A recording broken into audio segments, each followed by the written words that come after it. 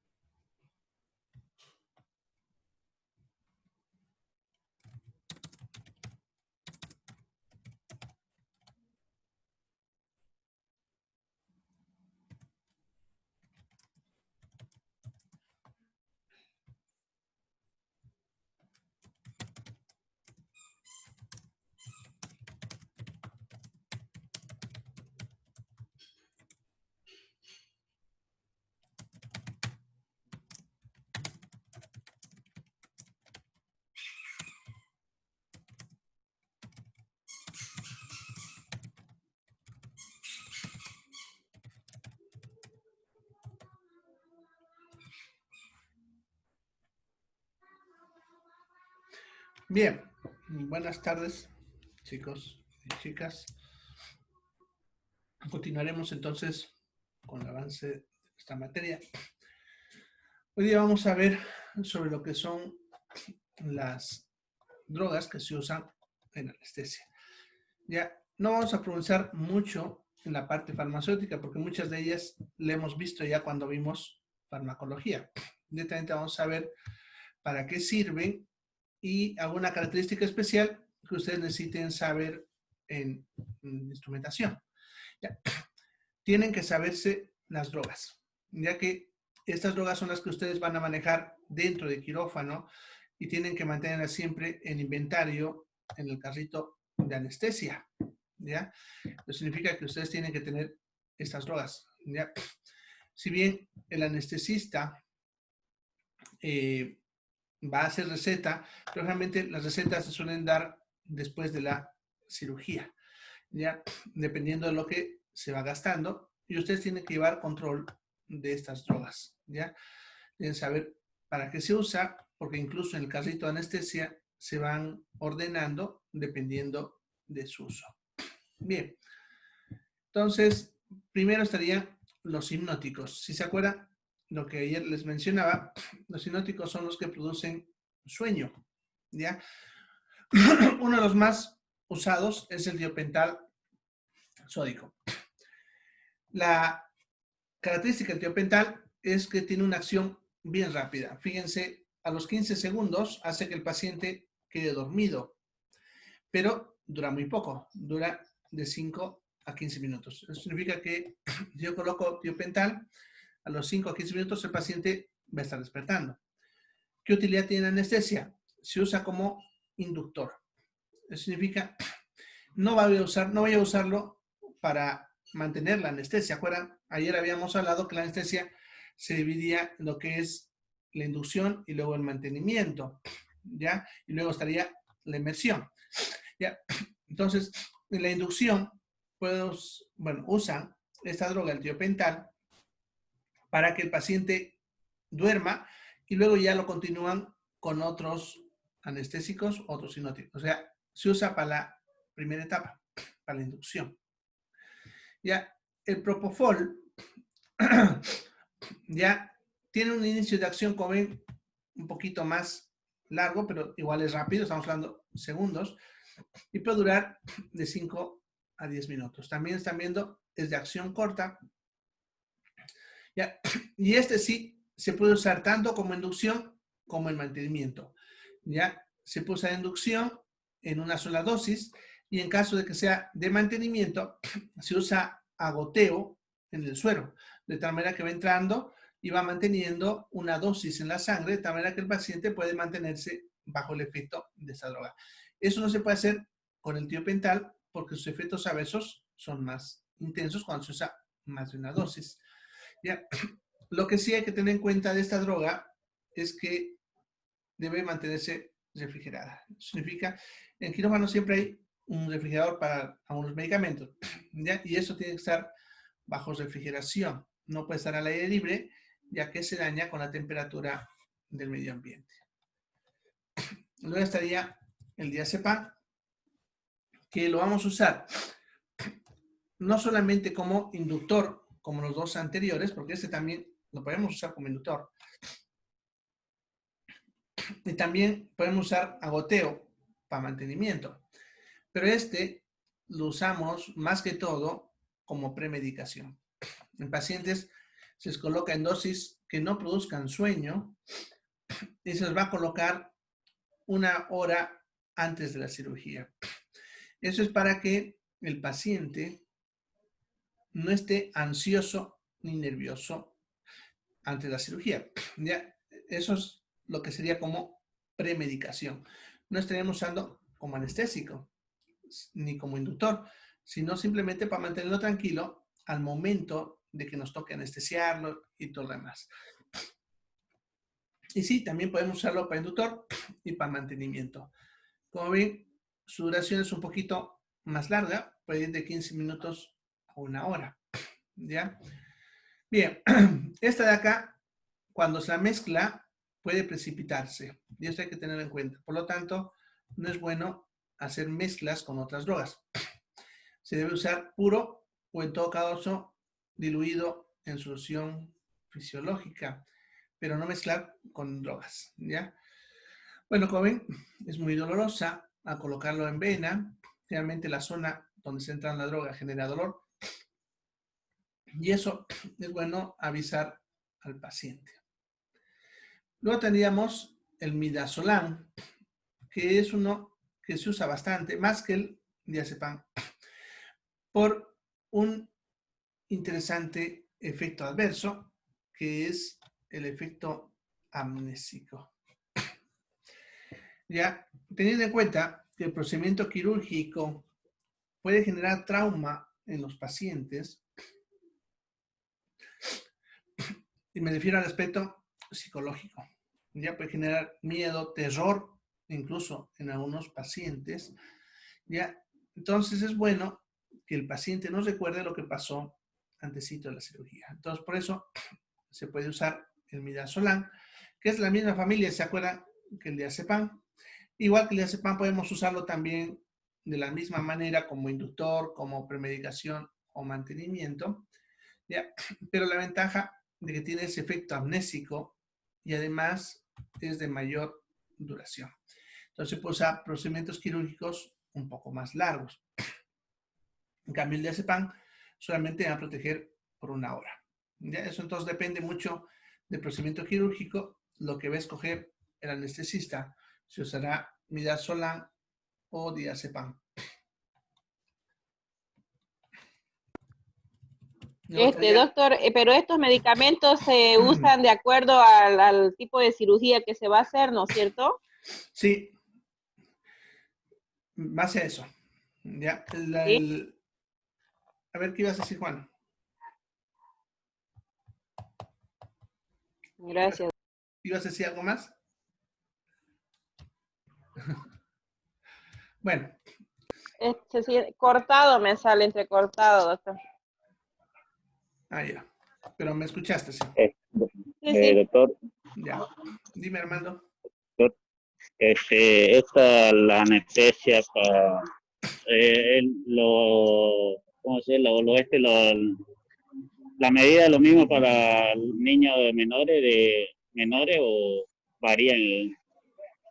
No, la dosis para los niños siempre se calcula por kilogramo de peso. Lo que yo les he puesto acá no es la dosis, es la presentación. Si ustedes se fijan, dice 1 gramo y de 500 miligramos. No es la dosis. Lo que están viendo ahí es cómo viene. Entonces vienen ampollas de 1 gramo y de 500. El Propofol viene de 10 o de 20 ya, miligramos. Ya, la diazepam 10 miligramos en 12 ml. Así. Entonces lo que están viendo es la presentación, no la dosis. La dosis la va a calcular el anestesista en base al peso. ¿Ya? Se calcula en base a kilogramo por peso por dosis. Puede que utilice una o más de una, dependiendo de su peso, ¿no, doctor? Exactamente. Ya puede variar. En algunos pacientes puede que use más de una ampolla. Una persona pesada de 100 kilos, entonces él va a calcular, hace un cálculo. Por eso, si se acuerdan cuando decía, es importante tener el dato del peso, ¿ya? Principalmente en niños. ¿Ya? Entonces va a hacer un cálculo y en base a eso le va. Además de eso, él va a calcular dependiendo de la necesidad. Ya, por ejemplo, no es lo mismo colocar una dosis directo en vena que colocar directo en el suero. Ya como va a ser en el suero, va a estar diluido y va a entrar a dosis más baja, pero con la diferencia que va a entrar continuo todo el tiempo. Entonces puede, de repente, si solamente quiere usar su efecto inductor, va a colocar una sola dosis y con eso va a hacer que el paciente se duerma. Pero si quiere mantenerlo dormido, porque han visto que su duración de algunos es corto, ya, entonces si quiere mantenerlo dormido, va a meterle a goteo, ya, a dosis más baja, para mantener constantemente en la sangre la cantidad de la droga y así mantenerlo hasta que dure la cirugía. Pudiese, por ejemplo, usar, como decía al rato, el tiopental, que es el más rápido. Entonces, incluso, no sé, aún vez han visto que al paciente le decimos que cuente hasta 10 mientras estamos colocando algo. Entonces, estamos metiendo la droga y mientras al paciente va contando a 10, generalmente no llega ni a 7 y ya se ha dormido. Una vez que ha entrado eso, el tiopental, tenemos 15 minutos para usar otra droga para mantenerlo, ya porque esa va a durar poco tiempo, ya, pero es un efecto rápido. Entonces lo dormimos rápido y luego usamos otra, podemos decir, por ejemplo, midazolam. Entonces le paso a midazolam y le mantengo a goteo por unas 6 horas y así lo mantengo al paciente dormido. ¿Ya? Entonces, estas drogas se pueden combinar dependiendo de la necesidad del procedimiento quirúrgico o lo que pase en quirófano. ¿No? Por ejemplo, lo que decía ayer, en una cesárea, ya normalmente no es necesario dormir a la madre. Puede que la madre esté despierta durante toda la cesárea, pero si el anestesista ve que la paciente está muy nerviosa, está inquieta, se está moviendo y eso puede perjudicar al cirujano o incluso el que esté nerviosa puede hacer que su presión se altere, su frecuencia cardíaca. Entonces él la va a dormir y va a usar alguno de estos. Para cesárea, como generalmente va a durar menos de 1 hora el procedimiento, va a preferir usar el diazepam. ¿Ya? Como no es tan urgente dormirla rápido, entonces no va a necesitar colocar ditiolpentanea, directamente diazepam, va a esperar unos minutitos, se va a dormir y a la hora la paciente va a estar despertando sin necesidad de hacer nada. ¿Ya? Entonces, Dependiendo de eso, el anestesista escoge, ¿ya? Bien, la ketamina también es un hipnótico que se va a usar tanto para la inducción como mantenimiento anestésico. Se puede hacer tiopental primero y luego continuar con ketamina, ¿ya? La ketamina tiene la ventaja sobre los otros, porque los otros que hemos visto hasta ahí solamente son hipnóticos, o sea, solamente duermen. En cambio, la ketamina también proporciona analgesia cutánea. En otras palabras, actúa sobre el otro factor que hemos hablado cuando hablábamos ayer de anestesia, que es calmar el dolor. Ya, se va a usar para procedimientos quirúrgicos pequeños o medianos. Tiene unas ventajas, sí. Y de repente algunos de ustedes se han acompañado a alguien a despertar en la cirugía, la han de vivir.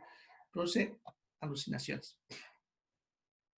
Generalmente, estas alucinaciones las suele tener el paciente cuando está pasando el efecto del anestésico y está empezando a despertar. Entonces suele ver cosas o hablar cosas. ¿Ya? Y como les digo, generalmente algunos de ustedes se han acompañado a alguien a despertar de la cirugía, han ido a ver que ellos a veces hablan cosas o imaginan cosas, ¿no? Es un efecto de este anestésico. Luego estaría la prometacina, que es más conocido como Fenergan. Yo por si acaso les he puesto aquí los nombres comerciales más usados. ¿Ya? Porque muchas veces, por ejemplo, el anestesista no habla de prometacina, sino habla de Fenergan, que es un nombre comercial. Ya, al igual que el midazolam, también puede producir una duración de 2 a 6 horas, dependiendo de la dosis, y se coloca directo o en goteo. ¿Ya? Pero ese también tiene otra ventaja.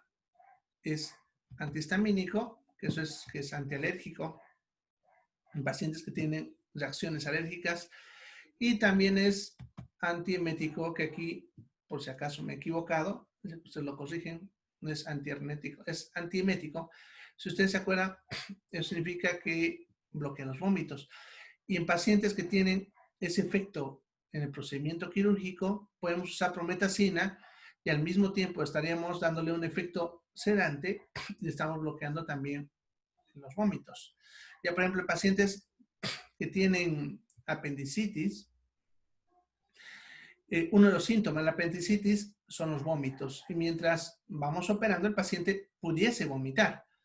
Entonces puedo aprovechar, colocarle prometacina, ya que al mismo tiempo lo sedaría y al mismo tiempo tendría ese efecto, ya, y así evitaría esa complicación en quirófano.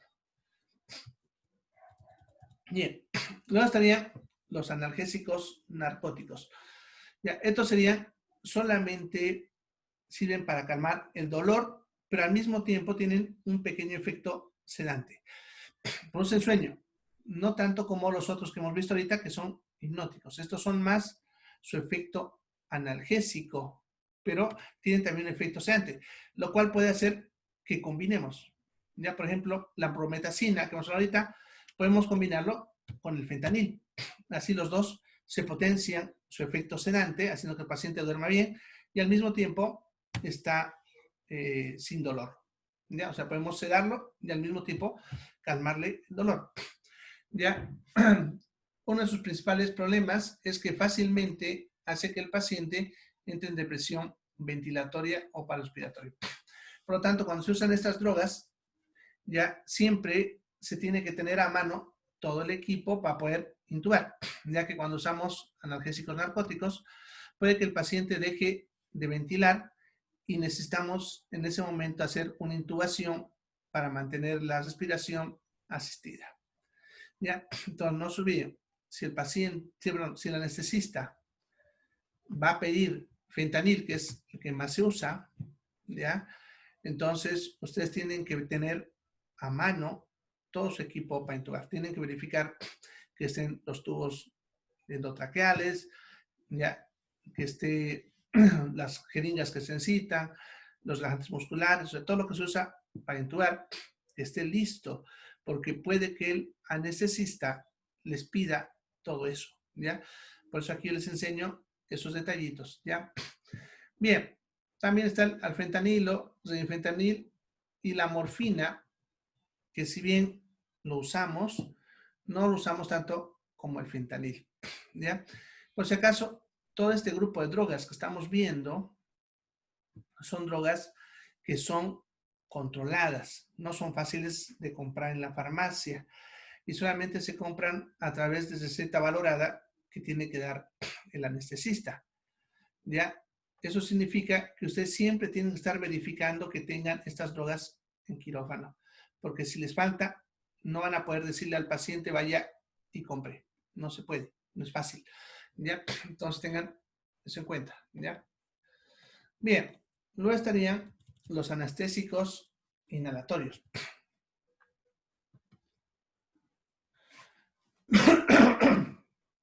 Bien, los anestésicos inhalatorios van a ser líquidos que van a usar un aparatito que vamos a ver mañana, que es la máquina de anestesia. Mañana les voy a mostrar, nos toca hablar de eso.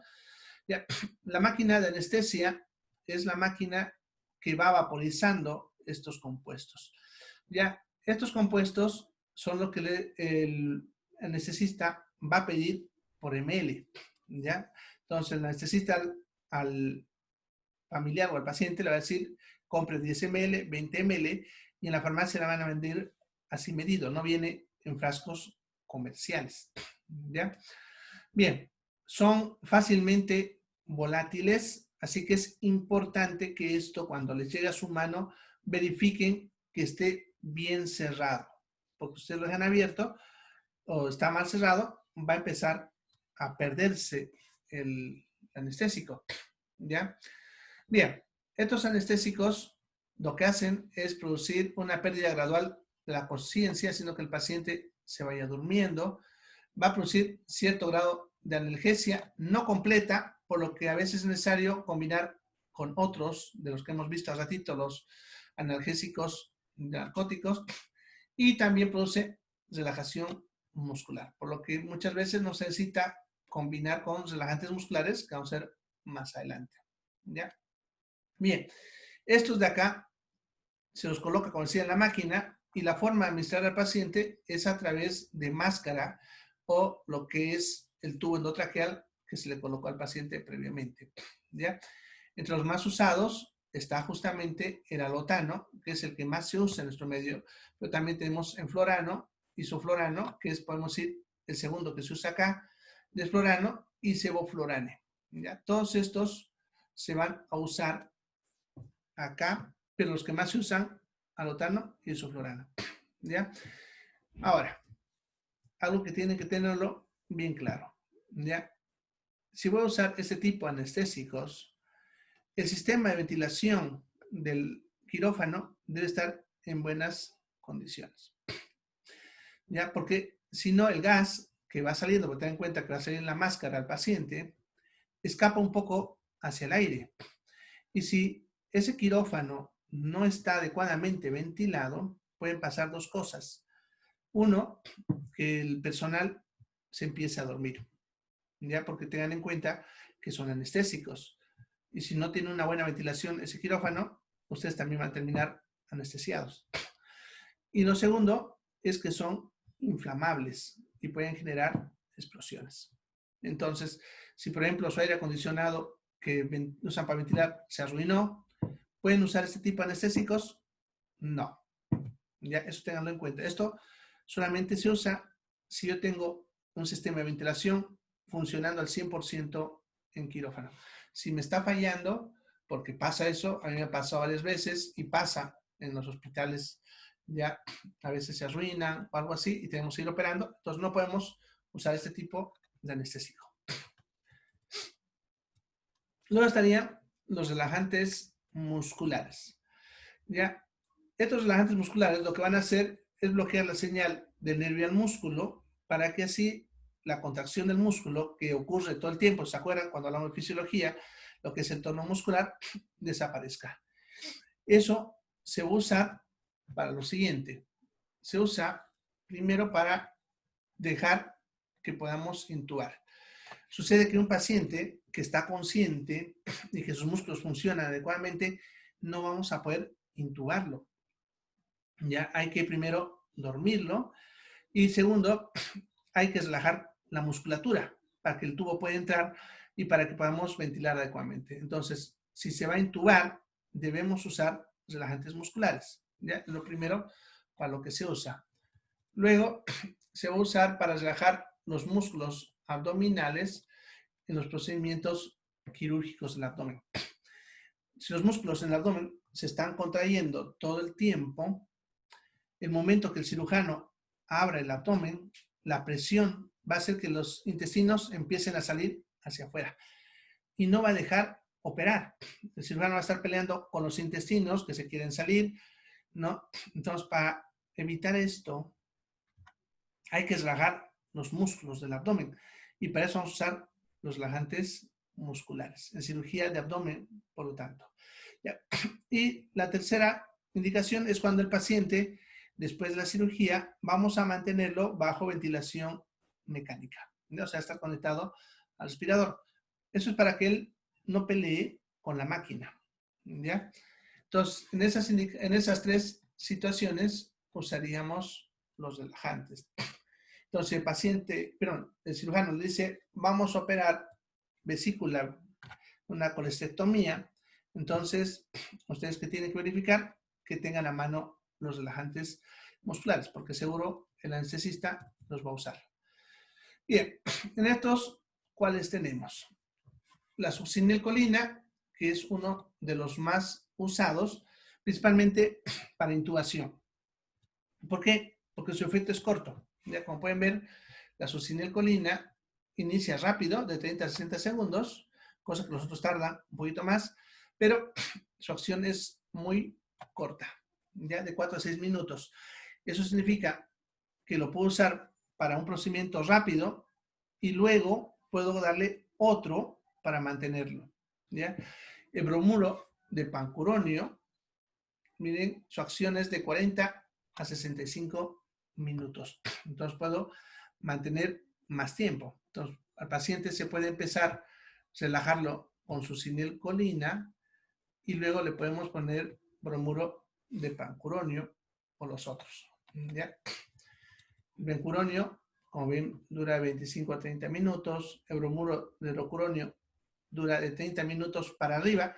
Y aquí hay que tener en cuenta el bromuro de rocuronio tiene una acción indefinida, mayor a los 30 minutos. Ya, eso significa que si yo coloco esto, el paciente nunca más volvería a mover sus músculos a menos que yo bloquee la droga. Y eso vamos a ver más adelante. Hay drogas que se usan para bloquear a estas sustancias. De tal manera que cuando ya el paciente le hemos sacado el tubo y queremos que se expire, le vamos a colocar las otras drogas para que él empiece a respirar. ¿Ya? Está el besilato de tracurio, que es uno de los que también se usan bastante y usamos bastante con ese nombre comercial, el Tracrium, ya por su duración, como ven, relativamente mediana. ¿Ya? Procedimientos quirúrgicos cortos, de 20 a 25 minutos.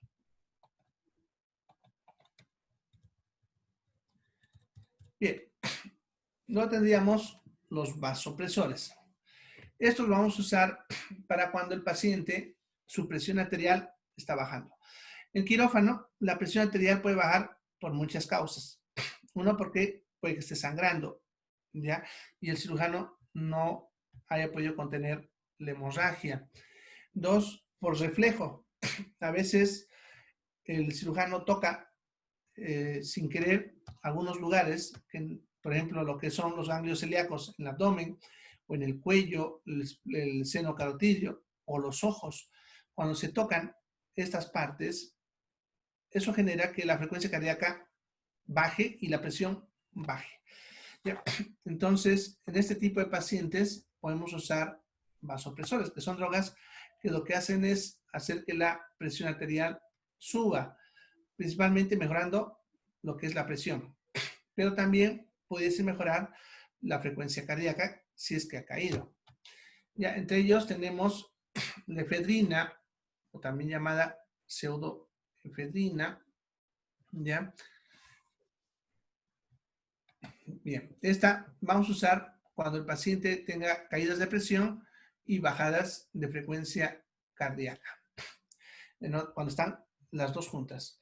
El Efortil, que sería este nombre más usado, Efortil, ya es cuando el paciente solamente Doctor, tiene no escuché caída bien. ¿Cuál de es la su presión. nombre comercial de la efedrina?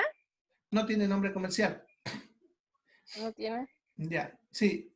Cuando no ven, por ejemplo, la adrenalina tampoco tiene nombre comercial. Las drogas que son conocidas como esenciales no tienen nombres comerciales. ¿Ya? Mm. Bien, como decía, el Lefortil solamente actúa sobre la presión y no sobre la frecuencia. Entonces va a ser cuando un paciente tenga una caída de la presión, pero su frecuencia cardíaca esté normal. ¿Ya? Y luego sería la adrenalina, que la adrenalina es una droga interesante, ya que en dosis habituales suele hacer que la presión empiece a subir y la frecuencia cardíaca también suba. Pero si nosotros ponemos una dosis más elevada, hace la inversa, hace que la presión baje y la frecuencia cardíaca baje. Entonces el anestesista va a jugar con la adrenalina para hacer subir o bajar la presión dependiendo de lo que está teniendo el paciente.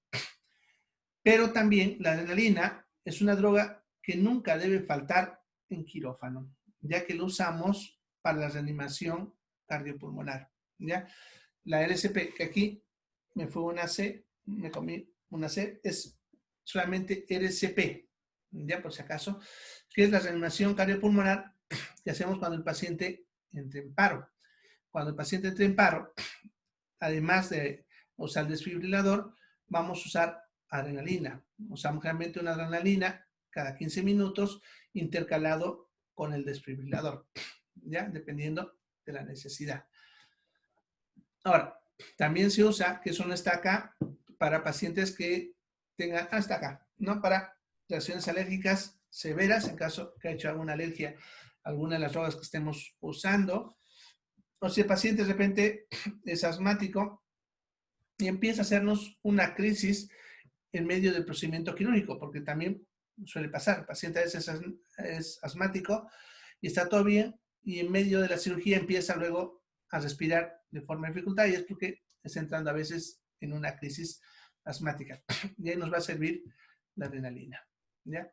Un detalle de esta droga es que cuando la sacamos de la ampolla, porque normalmente está en una ampolla de color ámbar, que eso es color café, ya al sacarla, al principio tiene un color transparente, pero conforme elevando la luz, se va volviendo también café. Ya eso puede hacer que crean que ya no sirve. Sin embargo, no hay ningún problema. Se puede seguir usando ya que no pierde su potencia. ¿Ya? Entonces ustedes cuando carguen adrenalina, no se asusten si cambia de color. ¿Ya? Bien, luego tendríamos las drogas cardioactivas, que estas ya actuarían principalmente para subir la frecuencia en pacientes que el corazón está latiendo muy lento. Ya, pacientes que tengan algún tipo de reflejo, ya, o porque a algún motivo el corazón está empezando a bajar de frecuencia cardíaca. Ya, uno de los más usados es la adrenalina, perdón, la atropina.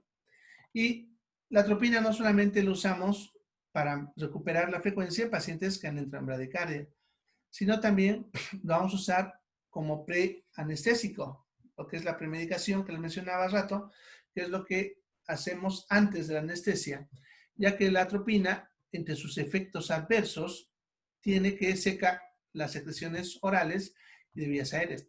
En otras palabras, el paciente deja de producir saliva. ¿Ya?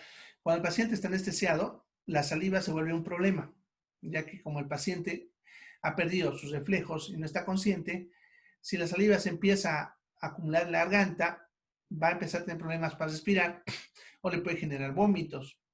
Y para evitar eso, tendríamos que estar aspirándolo, pero también al meter el aspirador podemos generar vómitos. Entonces, para evitar eso, le colocamos atropina para que así se seque sus glándulas salivales y no tenemos que estar aspirándole a cada rato la garganta. ¿Ya?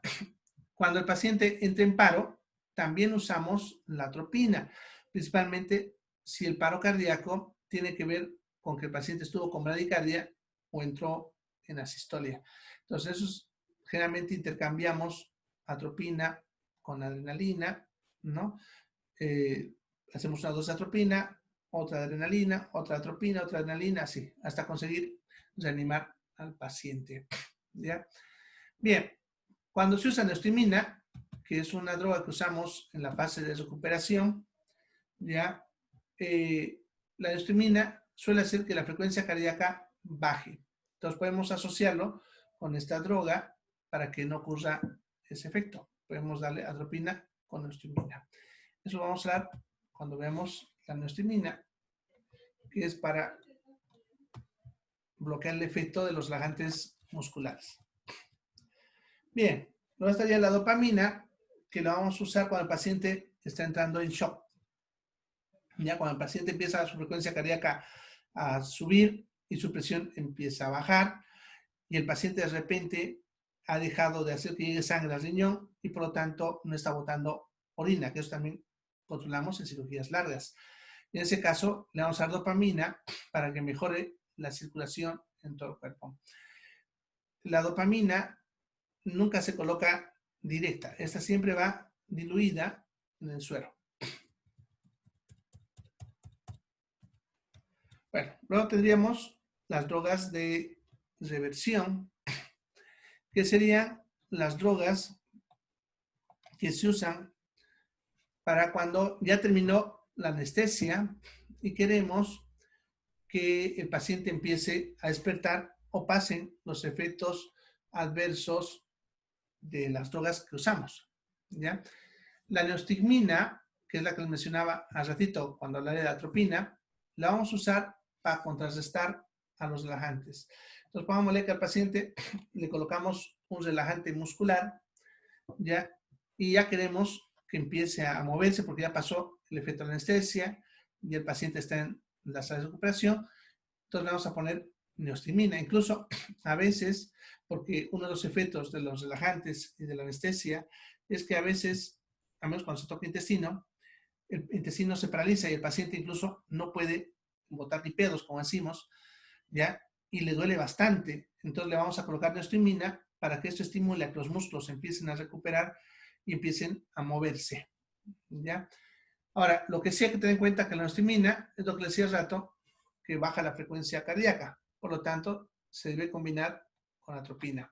Ya se coloca en la misma jeringa, ya, y se administran siempre lentamente y siempre diluido, ¿no? Con eso va a ir el paciente moviendo de a poquito su cuerpo y al mismo tiempo va regulando la frecuencia cardíaca por la atropina. Bien, se fue el tiempo, nos faltan unos cuantitos, pero eso lo vemos mañana antes de empezar el otro tema. ¿Ya?